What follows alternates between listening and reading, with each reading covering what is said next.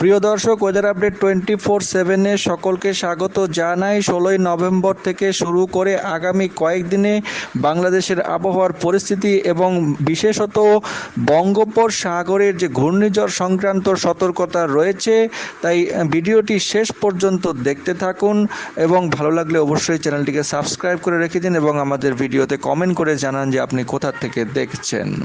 তো এই মুহূর্তে যা দেখা যাচ্ছে, আগামী 22-23 তারিখের মধ্যেই বঙ্গোপসাগরে শক্তিশালী ঘূর্ণাবর্ত তৈরি হতে যাচ্ছে।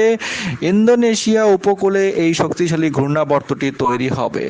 23 তারিখের মধ্যে এই ঘূর্ণাবর্তটি লঘুচাপে এবং ক্রমান্বয়ে নিম্নচাপে রূপান্তরিত হয়ে যাবে এবং 24শে নভেম্বরের মধ্যে এটি কিন্তু প্রাথমিক পর্যায়ের যে ঘূর্ণিঝড় ফেঙ্গালে রূপান্তরিত হয়ে যাওয়ার সম্ভাবনা রয়েছে।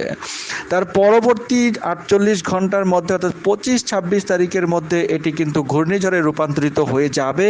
তবে এর গতি প্রকৃতি যা দেখা যাচ্ছে, 24 তারিখ থেকে শুরু করে 25 তারিখের যে ট্র্যাক পাওয়া যাচ্ছে, গতিপথটা পাওয়া যাচ্ছে এই মুহূর্তে জানা যাচ্ছে, সেখান থেকে এটি ইন্দোনেশিয়া উপকূলের দিকে তৈরি হয়ে সরাসরি দক্ষিণ ভারতের উপকূলের দিকে অগ্রসর হতে পারে। তবে এই যে ঘূর্ণিঝড়টি তৈরি হয়েছে, এটি কিন্তু আমফানের মতোই যে এর যে পজিশন ছিল সেই জায়গাতে রয়েছে এবং শুরুতে আমফান অনেক কম শক্তিশালী থাকার পরেও যখন এটি স্থলভাগের দিকে অগ্রসর হচ্ছিল তখন কিন্তু অনেকটাই শক্তিশালী হয়েছিল এবং সুপার সাইক্লোনে পরিণত হয়েছিল।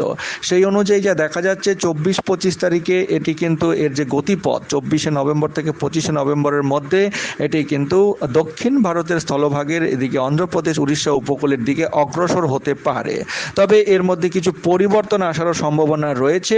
তাপমাত্রার অধিক তারতম্যের কারণে, সমুদ্রপৃষ্ঠের অধিক তারতম্যের কারণে গতিপথ পরিবর্তন হওয়ারও সম্ভাবনা রয়েছে বলে জানা যাচ্ছে।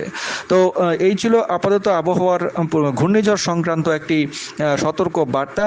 সারা বাংলাদেশের আবহাওয়া আগামী 72 ঘন্টা মোটামুটি অস্থায়ীভাবে আংশিক মেঘলা আকাশ সহ আবহাওয়া প্রধানত শুষ্ক অবস্থাতেই থাকবে এবং তাপমাত্রাও কিন্তু অনেকটা কমে যাওয়ার সম্ভাবনা রয়েছে। এই মাসের শেষের দিক থেকেই অনেক জেলাতেই তাপমাত্রা কিন্তু 15 ডিগ্রি সেলসিয়াসের সর্বনিম্ন তাপমাত্রা 15 ডিগ্রি সেলসিয়াসের কাছাকাছি চলে আসবে। তো দর্শক, এই ছিল আবহাওয়ার খবর। চ্যানেলের সঙ্গে থাকুন, চ্যানেলটিকে সাবস্ক্রাইব করে রেখে দিন প্রতিদিন নিয়মিত এরকম আপডেট পাওয়ার জন্য। অনেক ধন্যবাদ।